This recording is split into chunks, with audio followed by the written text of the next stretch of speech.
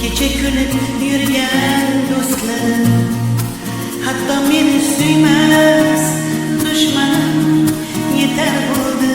Xasta bo'lmanglar, yuraklarni dog'lab o'lmanglar. Kecha kulib yurgan do'stlarim, hatto meni suymas dushmanlarim yetar bo'ldi. Xasta bo'lmanglar, yüreklerine dağlar ölmekler. Kimden kalmadı ki bu dünya, seni birden kalmasın dünya. Hakikaten bilmedik mi ya, varlığımız huzur dünya. Kimden kalmadı ki bu dünya, seni birden kalmasın dünya. Hakikaten unuttuk mu ya, varlığımız huzur dünya.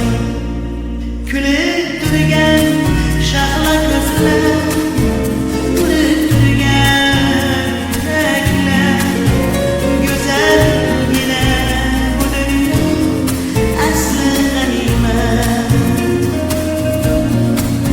Kulib turgan shahla ko'zlar, urib turgan yuraklar, go'zalgina bu dunyo asli g'animat.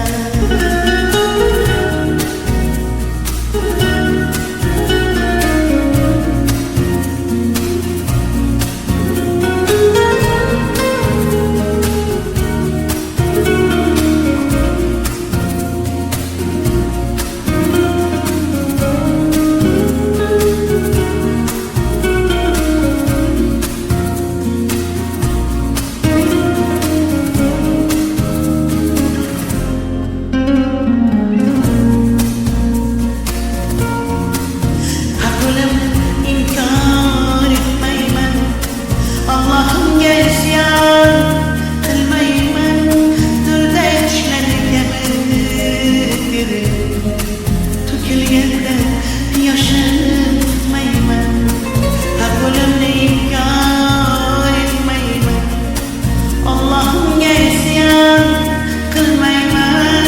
Turda ishlarga bir to'kilganda yoshim tutmayman. Kimdan qolmabdi ki bu dunyo, seni mendan qolmasin dunyo. Hakikaten unuttuk mu ya, varlığımız huzur dünya. Kimdan qolmabdi ki bu dunyo, seni mendan qolmasin dunyo. Hakikaten unuttuk mu ya, varlığımız huzur dünya. Kulib turgan shahla qizlar, urib turgan yuraklar, go'zalgina bu dunyo asli g'animat.